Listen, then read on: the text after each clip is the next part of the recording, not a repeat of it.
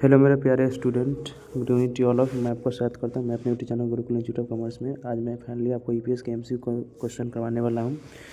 सारे चैप्टर के एमसीक्यू करवाने वाला हूँ, चैप्टर बाय चैप्टर एमसीक्यू करवाने वाला हूँ, जो आपके एग्जाम के लिए बहुत इंपॉर्टेंट होने वाला है। तो चलिए आइए करते हैं, आपका टाइम बर्बाद नहीं करते हैं।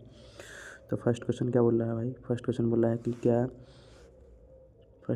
रहा है क्या किसी निश्चित निर्णय के पूर्व आंतरिक संसाधनों पर ध्यान देना आवश्यक होता है? तो इसका आंसर क्या हो जाएगा आपका? हाँ, ज़रूरी होता है। इसका आंसर क्या हो जाएगा आपका? ए आंसर हो जाएगा इसका आंसर। हाँ, ज़रूरी होता है। नेक्स्ट क्वेश्चन देखते हैं। नेक्स्ट क्वेश्चन क्या बोल रहा है कि निम्नलिखित में से कौन सा अवसरबोध का तत्व है?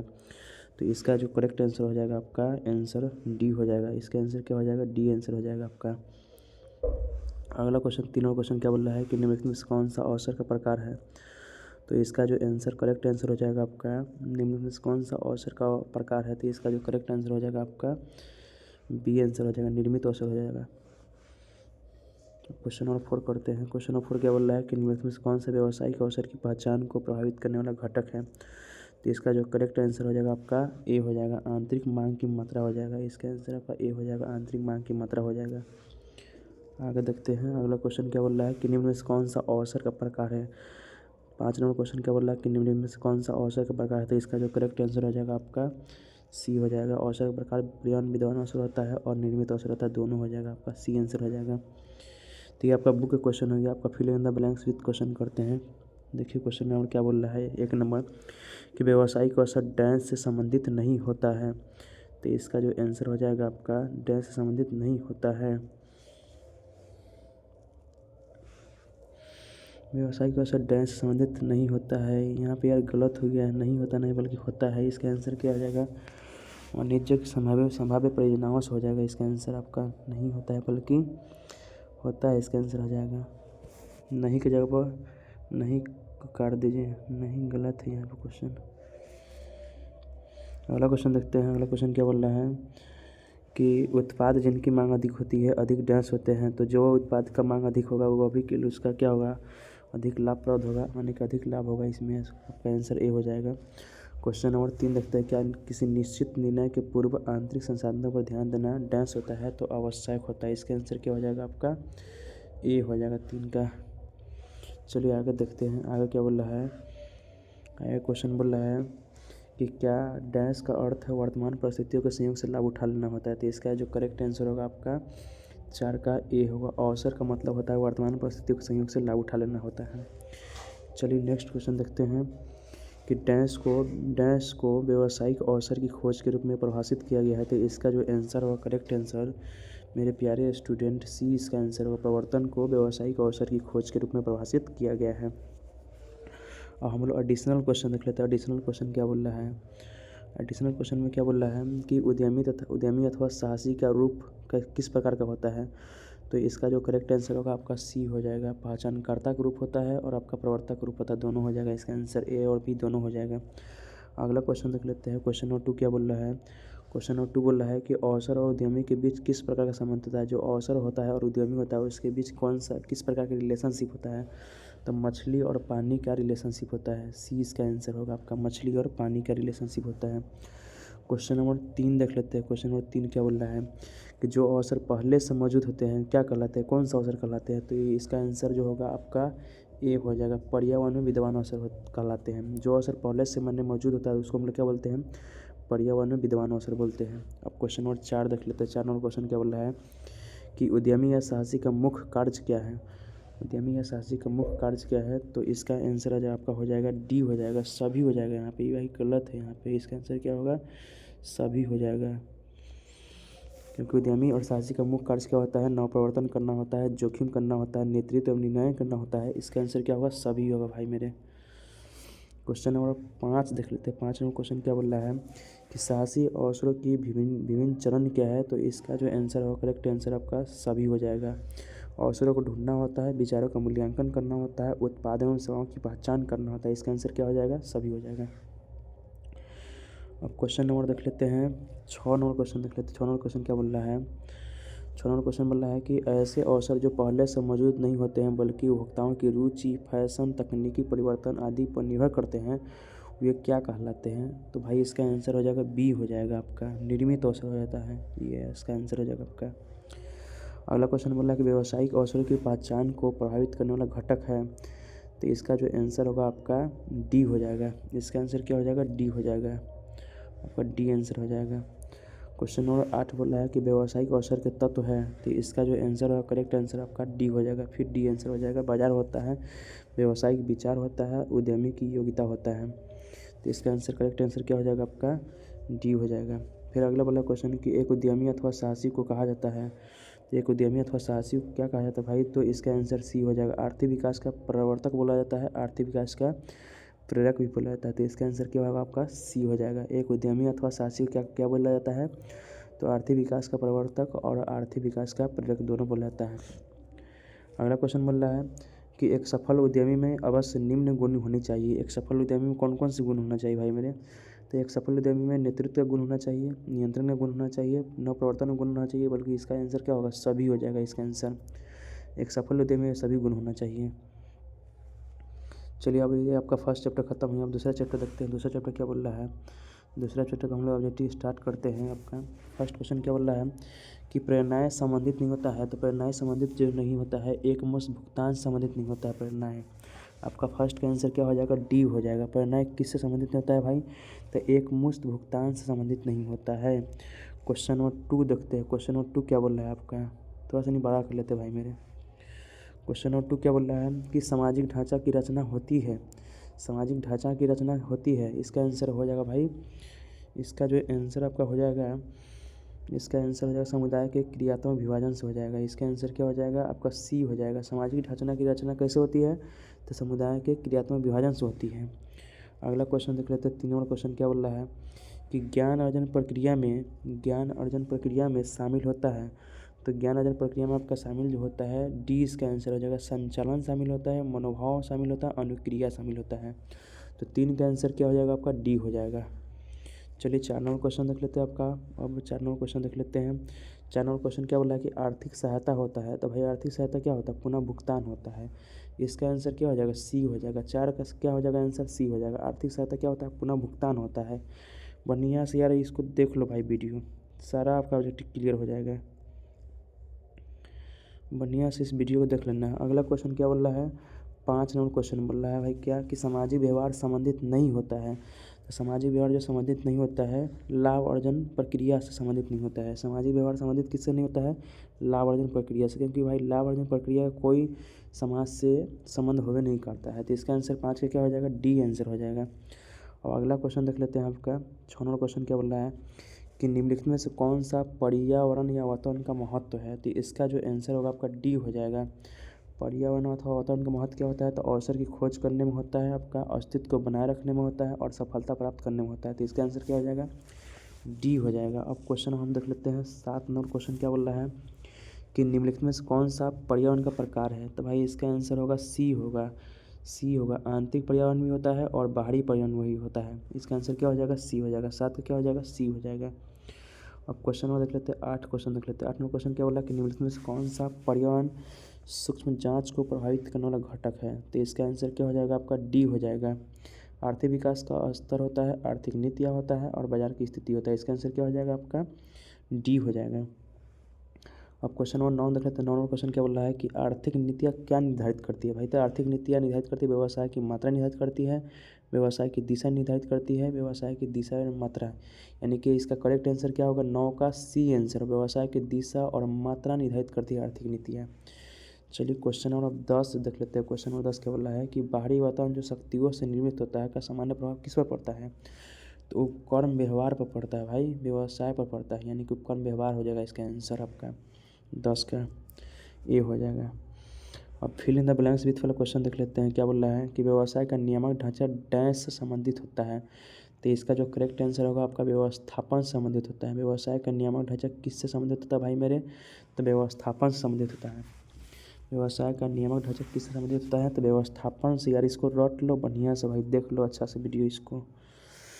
अगला क्वेश्चन बोला है कि किसी तथ्य या पहलू की सूक्ष्म जांच डैश कहलाता है, तो इसका आंसर हो जाएगा आपका सूक्ष्म परीक्षण कहलाता है। किसी पहलू या तथ्य का हम जब सूक्ष्म जांच करते हैं तो क्या इसका भाई कहलाता है?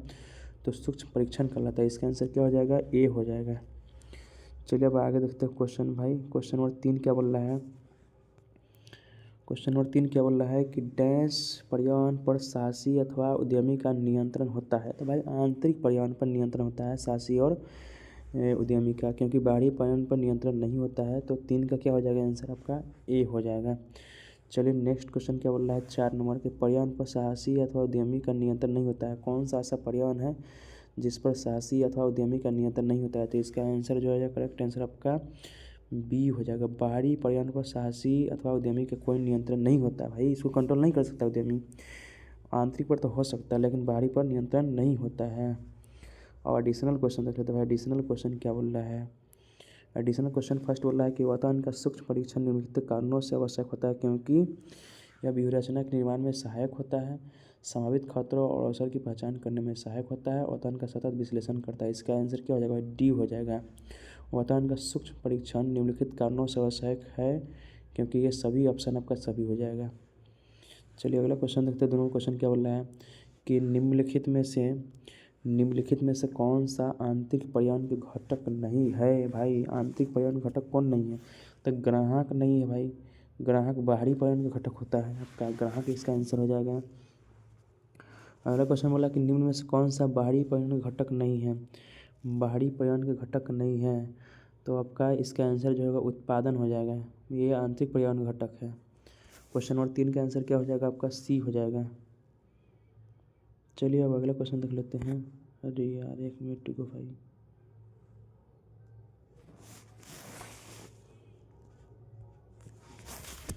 एक मिनट रुक जाओ भाई, थोड़ा सा नहीं घबरा गया। कहाँ तक हम लोग कर लिए थे, तो यहाँ तक कर लिए थे। क्वेश्चन नंबर 3 तक कर लिए थे। चलो आइए फिर स्टार्ट करते हैं आपका क्वेश्चन नंबर 4 को देखते हैं भाई। 4 नंबर क्वेश्चन क्या बोल रहा है। 4 नंबर क्वेश्चन बोल रहा है कि बाहरी पर्यावरण घटक है। तो बाहरी पर्यावरण घटक क्या हो जाएगा आपका प्रतियोगी हो जाएगा, ग्राहक हो जाएगा, पूर्तिकर्ता हो जाएगा। तो इसका आंसर भाई क्या हो जाएगा, इसका आंसर जो हो जाएगा आपका, थोड़ा सा नहीं बड़ा कर लेते हैं। इसका जो आंसर हो जाएगा आपका 4 का डी हो जाएगा। यहाँ पे यार सभी आंसर हो जाएगा भाई, सभी आंसर हो जाएगा। आप क्वेश्चन नंबर 5 को देख लेते हैं। 5 नंबर क्वेश्चन क्या बोल रहा है। 5 नंबर क्वेश्चन को देख लेते हैं। 5 नंबर क्वेश्चन बोल रहा है क्या कि सरकार की आर्थिक नीति के अंतर्गत आते हैं। तो सरकार की आर्थिक नीति के अंतर्गत क्या आते हैं। तो इसका आंसर हो जाएगा भाई डी हो जाएगा। सरकार की आर्थिक नीति के अंतर्गत क्या आता है, औद्योगिक नीति आता है, राजकोषीय नीति आता है, मौद्रिक नीति आता है। यह सभी हो जाएगा इसका आंसर। क्वेश्चन नंबर 6 का देखते हैं। 6 नंबर क्वेश्चन क्या बोल रहा है कि व्यावसायिक वातावरण के सामाजिक घटक में शामिल है। तो व्यावसायिक वातावरण सामाजिक घटक में शामिल है भाई। तो समाज में शिक्षा का स्तर हो जाएगा आपका, जनसंख्या का आकार हो जाएगा, लिंग अनुपात हो जाएगा, बल्कि इसका आंसर क्या हो जाएगा सभी हो जाएगा। क्वेश्चन नंबर 6 का आंसर सभी हो जाएगा। और अगला क्वेश्चन देख लेते हैं आपका। अगला क्वेश्चन क्या बोल रहा है। अगला क्वेश्चन बोला कि वातावरण का परीक्षण करने में कठिनाइयाँ होती है। तो इसका आंसर क्या हो जाएगा डी हो जाएगा आपका। 7 का क्या हो जाएगा आंसर डी हो जाएगा। 7 का आंसर क्या हो जाएगा आपका डी हो जाएगा। क्वेश्चन नंबर 8 क्या बोला है कि उद्यमीशील वातावरण की प्रकृति है। उद्यमीशील वातावरण की प्रकृति है। तो इसका आंसर क्या हो जाएगा आपका डी हो जाएगा। 8 नंबर क्वेश्चन का आंसर क्या हो जाएगा डी हो जाएगा। और अब क्वेश्चन नंबर 9 देख लेते हैं। 9 नंबर क्वेश्चन क्या बोल रहा है कि वातावरणीय विश्लेषण की सीमाएँ हैं। तो इसका आंसर हो जाएगा भाई वातावरणीय विश्लेषण की सीमाएँ हैं। तो इसका आंसर आज डी हो जाएगा भाई। यहाँ पे गलत हो गया है, इसका आंसर क्या हो जाएगा डी हो जाएगा आपका। वातावरणीय विश्लेषण की सीमाएँ क्या हो जाएगा डी हो जाएगा आपका आंसर। 10 नंबर क्वेश्चन क्या बोल रहा है कि पर्यावरण सूक्ष्म जांच को प्रभावित करने वाला प्रमुख घटक है। तो इसका आंसर भी क्या हो जाएगा डी हो जाएगा आपका। आर्थिक घटक होता है, सामाजिक घटक होता है, राजनीतिक घटक होता है, बल्कि सभी हो जाएगा। पर्यावरणीय सूक्ष्म जांच को ये सभी घटक प्रभावित करता है। तो इसका आंसर क्या हो जाएगा डी हो जाएगा। अब क्वेश्चन नंबर 11 देख लेते हैं कि वातावरण के मूल्यांकन का क्या महत्व है। तो इसका जो आंसर हो जाएगा आपका डी हो जाएगा। व्यवहारिक योजना के बनाने में सहायक होता है, नव प्रवर्तन में सहायक होता है, प्रभावी नीतियाँ बनाने में सहायक होता है। इसका आंसर क्या हो जाएगा आपका डी आंसर हो जाएगा। 12 नंबर क्वेश्चन कर लेते हैं कि राजनीतिक वातावरण निम्न घटकों से प्रभावित होता है। तो इसका आंसर भी क्या हो जाएगा डी हो जाएगा। राजनीतिक जो वातावरण तक किससे प्रभावित होता है, राजनीतिक वातावरण किससे प्रभावित होता है। तो देश के संविधान से होता है, देश और उसके नेताओं की छवि से होता है, और देश की विदेश नीति से होता है। तो इसका आंसर भी क्या हो जाएगा डी हो जाएगा आपका 12 का। चलिए अब हम लोग चैप्टर 3 में आ गए। धीरे धीरे 5 चैप्टर करेंगे इस वीडियो में आपको। तो चैप्टर 3 का क्वेश्चन देख लेते हैं आपका। फर्स्ट क्वेश्चन क्या बोल रहा है कि बाजार मांग को निम्न में से क्या कहते हैं। थोड़ा सा नहीं बड़ा कर लेते भाई मेरे। बाजार मांग को निम्न में से क्या कहते हैं? तो मांग की भविष्यवाणी बोलते हैं। बाजार मांग को क्या बोलते हैं? तो मांग की भविष्यवाणी कहा जाता है। बाजार मांग को मांग की भविष्यवाणी कहा जाता है। क्वेश्चन नंबर 2 क्या बोल रहा है कि निम्नलिखित में से कौन सा घटक बाजार मूल्यांकन पर प्रभाव डालता है? तो इसका जो करेक्ट आंसर होगा आपका सूक्ष्म वातावरण होगा भाई। इसका आंसर ए हो जाएगा। इनमें से कौन सा घटक बाजार मूल्यांकन पर प्रभाव डालता है? तो सूक्ष्म वातावरण। ध्यान से सुनो यार, यही सब क्वेश्चन आएगा एग्जाम में कल 10 तारीख के एग्जाम में। अगला क्वेश्चन बोल रहा है कि निम्नलिखित में से कौन सा मांग पूर्वानुमान में शामिल कारक है? तो इसका जो आंसर हो जाएगा, करेक्ट आंसर हो जाएगा आपका डी हो जाएगा। बल्कि मांग पूर्वानुमान की लंबाई भी होता है, पूर्वानुमान की स्तर होता है और उत्पाद का वर्गीकरण होता है। इसका आंसर क्या हो जाएगा आपका? डी हो जाएगा इसका आंसर आपका। अगला क्वेश्चन आपका देख लेते हैं। अगला क्वेश्चन क्या बोल रहा है? 4 नंबर के निम्न में से कौन सा मांग पूर्वानुमान की विधि नहीं है? तो मांग पूर्वानुमान की विधि 3 गो होता है। एक होता है सर्वेक्षण विधि, सांख्यिकीय विधि होता है, मार्ग निर्देशक विधि होता है। उत्पादन विधि नहीं होता भाई मेरे मांग पूर्वानुमान की विधि, उत्पादन विधि नहीं होता, बल्कि इसका आंसर क्या हो जाएगा? डी हो जाएगा। अब क्वेश्चन नंबर 5 देख लेते हैं। 5 नंबर क्वेश्चन क्या बोल रहा है? 5 नंबर क्वेश्चन बोला कि बाजार मूल्यांकन का कौन सा तत्व प्रभावित नहीं करता? तो मांग प्रभावित नहीं करता है बाजार मूल्यांकन तत्व। बाजार मूल्यांकन कौन सा तत्व प्रभावित नहीं करता? तो मांग प्रभावित नहीं कर सकता है। इसका आंसर 5 का आंसर ए हो जाएगा। अब क्वेश्चन नंबर 6 देख लेते हैं। क्वेश्चन नंबर 6 क्या बोल रहा है कि बाजार मूल्यांकन के लिए निम्नलिखित की बातें आवश्यक है। कौन सा बातें आवश्यक है बाजार मूल्यांकन के लिए? तो प्रतिस्पर्धा की प्रकृति, मांग, पूर्ति। बाजार मूल्यांकन के लिए क्या आवश्यक है भाई? तो इसका जो आंसर हो जाएगा, करेक्ट आंसर आपका, इसका करेक्ट आंसर आपका हो जाएगा प्रतिस्पर्धा की प्रकृति हो जाएगा इसका आंसर आपका। इसका आंसर डी हो जाएगा, सी हो जाएगा, प्रतिस्पर्धा की प्रकृति। ये बहुत ज़रूरी है। मांग मूल्यांकन के लिए तो बातें आवश्यक हैं।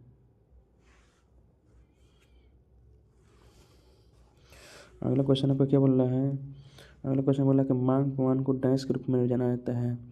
तो मांग प्रमाण को बाजार मांग के रूप में जाना जाता है। मांग प्रमाण को किस रूप में जाना जाता है? तो बाजार मांग के रूप में माना जाता है, जाना जाता है। तो इसका आंसर क्या हो जाएगा? एक का आपका ए हो जाएगा। बाजार मांग पूर्वानुमान को किस रूप में जानते हैं? तो बाजार मांग कहा जाता है। अगला क्वेश्चन देख लेते हैं। अगला क्वेश्चन क्या बोल रहा है कि अल्पकालीन पूर्वानुमान की अवधि डैश अवधि होती है। तो भाई 12 महीना की होती है। अल्पकालीन पूर्वानुमान की अवधि कितने महीना का होता है? 12 महीना की होती है। क्वेश्चन नंबर 3 देख लेते हैं। क्वेश्चन नंबर 3 क्या बोल रहा है? क्वेश्चन नंबर 3 बोल रहा है कि मांग पूर्वानुमान में डैश शामिल है। तो मांग पूर्वानुमान में अल्पकालीन पूर्वानुमान शामिल होता है भाई मेरे, उपभोक्ता पूर्वानुमान शामिल नहीं होता है।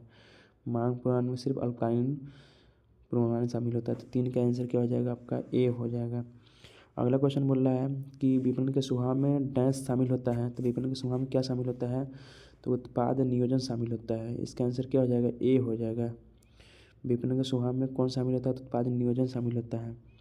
चलिए क्वेश्चन अब एडिशनल क्वेश्चन कर लेते हैं यार। एडिशनल क्वेश्चन क्या बोल रहा है कि विपणन मिश्रण के मुख्य तत्व है। तो विपणन मिश्रण के मुख्य आपका ये तत्व उत्पाद होता है, मूल्य होता है, संवर्धन होता है, एक और होता है भौतिक वितरण होता है। एक क्या होता है?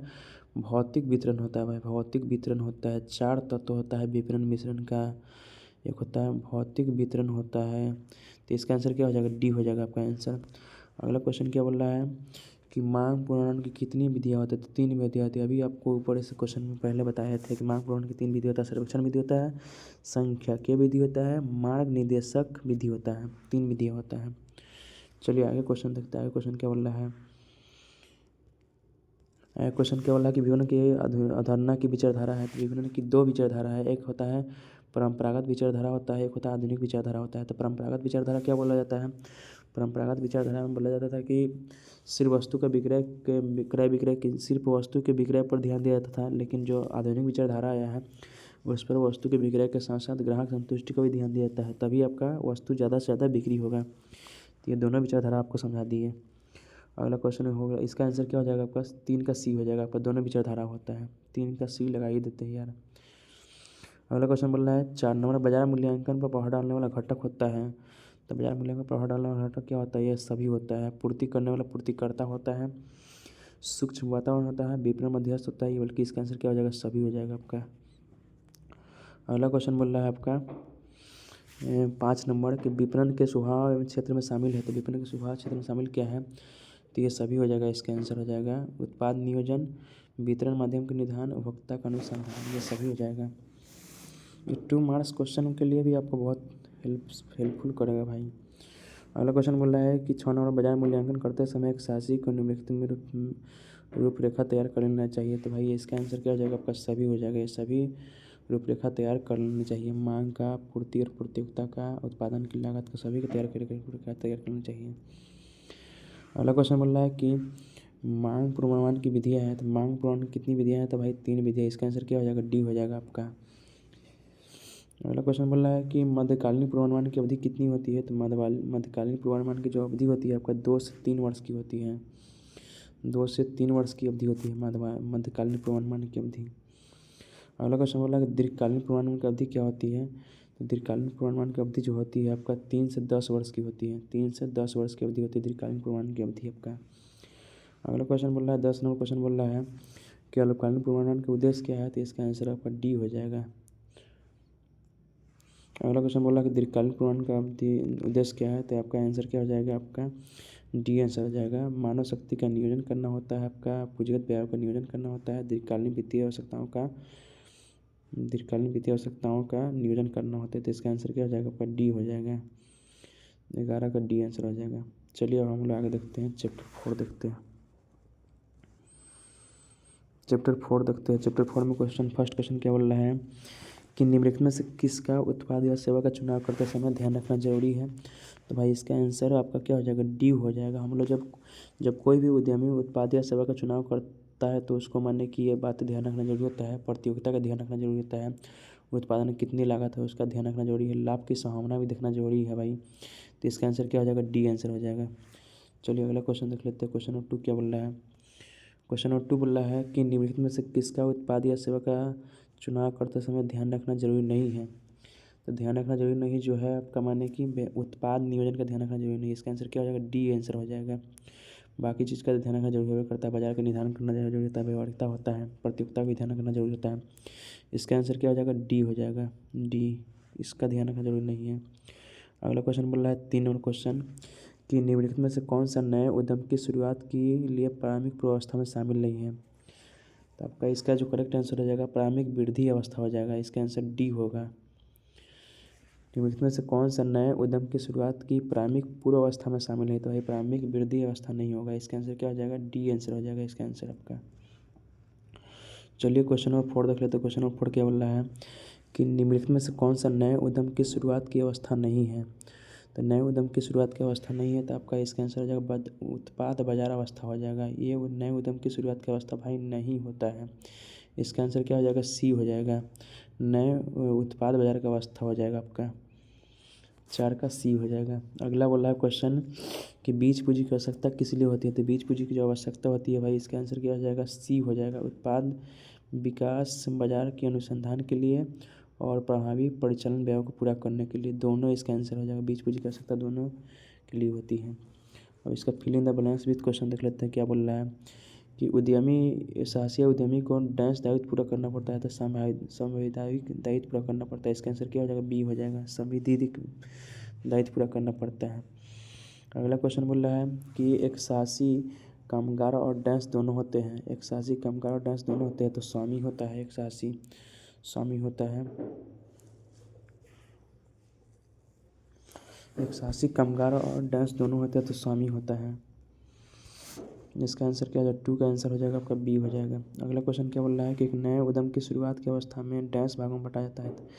एक नए उद्यम की शुरुआत की अवस्था को 4 भागों में बांटा जाता है भाई। 4 भागों में बांटा जाता है। अगला क्वेश्चन क्या बोल रहा है कि उत्पाद या सेवा का चुनाव करते समय साहसी को किन बातों का ध्यान रखना जरूरी है? तो इसका आंसर क्या हो जाएगा? आपका डी हो जाएगा। बाजार का निधान करना जरूरी होता है, व्यवहारिकता देखना पड़ता है और उत्पादन की लागत देखना पड़ता है। तो इसका आंसर क्या हो जाएगा भाई? डी हो जाएगा। क्वेश्चन नंबर 2 देख लेते हैं। क्वेश्चन नंबर 2 क्या बोल रहा है कि व्यावसायिक अवसरों को ढूंढने के विभिन्न चरण क्या है? तो इसका आंसर क्या हो जाएगा? डी हो जाएगा आपका। अवसरों को ढूंढना होता है, विचारों का मूल्यांकन करना होता है, उत्पाद या सेवाओं का पहचान करना भी होता है। तो इसका आंसर क्या हो जाएगा? 2 का आंसर डी हो जाएगा आपका। अब क्वेश्चन नंबर 3 देख लेते हैं। क्वेश्चन नंबर 3 क्या बोल रहा है कि व्यवहार्यता अध्ययन के विभिन्न आयाम क्या है? तो व्यवहार्यता अध्ययन के 3 आयाम हो जाएगा आपका। तकनीकी परिचालन का संभावना देखना पड़ता है, बाजार संभावना देखना पड़ता है, वित्तीय व्यवहार्यता देखना पड़ता है। तो इसका आंसर क्या हो जाएगा? आपका डी हो जाएगा। अगला क्वेश्चन बोल रहा है कि नए उद्यम की शुरुआत की अवस्था है। तो नए उद्यम की शुरुआत की अवस्था क्या है भाई आपका? ये 3 अवस्था है आपका, एक और अवस्था होता है आपका, 4 अवस्था होता है। अब चैप्टर नंबर 5 देख लीजिए। चैप्टर नंबर 5 क्या बोल रहा है? चैप्टर नंबर 5 बोल रहा है कि उपक्रम का चुनाव निर्भर करता है। तो उपक्रम का चुनाव जो निर्भर करता है साहसी की स्वयं की योग्यता पर निर्भर करता है। भाई कोई भी साहसी के पास कितना टैलेंट है उस पर ही डिपेंड करता है कि उपक्रम वो किस प्रकार का चुन सकता है भाई। अगला क्वेश्चन बोल रहा है कि स्थापना में आसान है। तो स्थापना में आसान भाई क्या है? तो एकाकी व्यापार होता है। एकाकी व्यापार को स्टार्ट करना बहुत ईजी होता है और बंद करना भी इसको बहुत ईजी होता है। सबसे डिफ़िकल्ट कंपनी को स्टार्ट करना होता है भाई। तो 2 का ए आंसर हो जाएगा। अगला क्वेश्चन देख लेते हैं। तीनों क्वेश्चन क्या बोल रहा है कि उपक्रम का चुनाव करते समय ध्यान देने योग्य बिंदु है। तो इसका जो आंसर हो जाएगा आपका पूंजी की उपलब्धता हो जाएगा। पूंजी की उपलब्धता इसका आंसर हो जाएगा। उपक्रम का चुनाव करते समय ध्यान देने योग्य जो बिंदु है आपका पूंजी की उपलब्धता हो जाएगा। अगला क्वेश्चन देख लेते हैं। क्वेश्चन नंबर 4 क्या बोल रहा है कि उपक्रम की स्थापना करते समय उद्यमी को जिस तत्व का ध्यान रखना चाहिए वह है। तो इकाई का आकार हो जाएगा, व्यवसाय का चयन हो जाएगा, वित्तीय साधन हो जाएगा। इसका आंसर क्या हो जाएगा? डी हो जाएगा आपका आंसर। एक उपक्रम का स्थापना करते समय उद्यमी को ये सभी बातों पर ध्यान देना जरूरी होता है। क्वेश्चन नंबर बोल रहा है 5 नंबर क्वेश्चन बोल रहा है प्रारंभिक जांच के लिए किस पहलू या किन पहलुओं पर ध्यान देना आवश्यक होता है। तो इसका जो आंसर हो जाएगा आपका सभी हो जाएगा।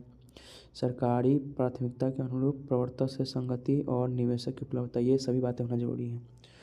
अब क्वेश्चन देख लेते हैं आपका fill in the blanks with बोल रहा है।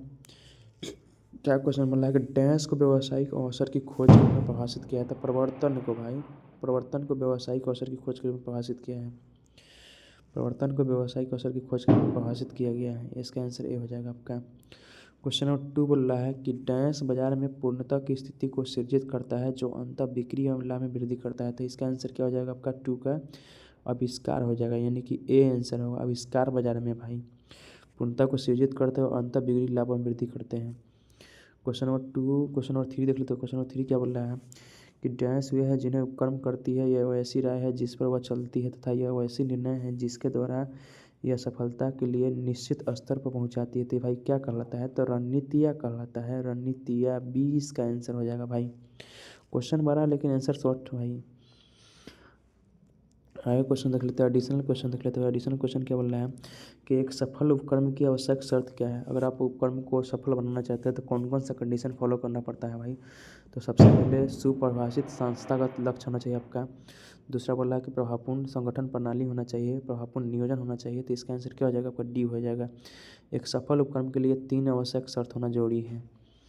अगला क्वेश्चन बोल रहा है 2 नंबर क्वेश्चन क्या बोल रहा है कि उपक्रम का चुनाव निर्भर करता है। तो उपक्रम का जो चुनाव निर्भर करता है उद्यमी की स्वयं की योग्यता पर निर्भर करता है। उत्पाद की प्रकृति, उत्पाद की मात्रा। तो इसका आंसर डी हो जाएगा भाई। उससे पहले वाले क्वेश्चन में आंसर स्वयं उद्यमी की स्वयं की योग्यता पर था। तो इसका आंसर क्या हो जाएगा? डी हो जाएगा। अगला क्वेश्चन बोल रहा है कि उपक्रम का प्रारंभिक चरण क्या है जिसमें उद्यमी द्वारा प्रारंभिक क्रियाओं पर विशेष ध्यान देता है, जिसमें उद्यमी व्यवसाय के उद्देश्य को प्राप्त करने के लिए व्यूहरचना तैयार करता है। इसका आंसर क्या हो जाएगा? सी हो जाएगा। प्रारंभिक चरण में उद्यमी यही करता है भाई। अगला क्वेश्चन बोल रहा है कि शासी के द्वारा जल्दीबाजी में चुना गया उपक्रम उसे क्या देता है? हानि देता है। अगर आप कोई भी उपक्रम को जल्दीबाजी में चुनिएगा तो आपको क्या देगा? हानि देगा भाई। इसलिए सोच समझ के कोई भी व्यवसाय को चुना जाता है। अगला क्वेश्चन बोल रहा है 5 नंबर की उपक्रम का चुनाव करते समय गोपनीयता को होना बहुत आवश्यक होता है। इसका आंसर क्या हो जाएगा? ए हो जाएगा। आप किसी भी उपक्रम का चुनाव करना चाहते हैं तो भाई उसको छुपा कर रखिए, किसी को बताइए मत। गोपनीयता का होना बहुत ज़रूरी है। अगला क्वेश्चन बोल रहा है कि व्यावसायिक उपक्रम का प्रारूप है। तो व्यावसायिक उपक्रम का भाई प्रारूप क्या है? प्रकार पूछ रहा है कि व्यावसायिक कितने प्रकार के होते हैं। तो एकाकी पर हो सकता है, कंपनी हो सकता है, साझेदारी फर्म हो सकता है। इसका आंसर क्या हो जाएगा? सभी हो जाएगा। अब आगे देख लेते हैं। तो भाई इसी के साथ आपका क्वेश्चन खत्म हो गया। पूरे 5 चैप्टर क्वेश्चन इसमें मैं आपको करवाया हूँ। तो 6 चैप्टर का भाई क्वेश्चन अगले वीडियो में करवाऊँगा। चलिए आज के लिए इतना ही। Thank you. ये सारे क्वेश्चन को अच्छे से आप देख लीजिए, यही में से सारे आपको एग्जाम में क्वेश्चन आने वाला है। ओके।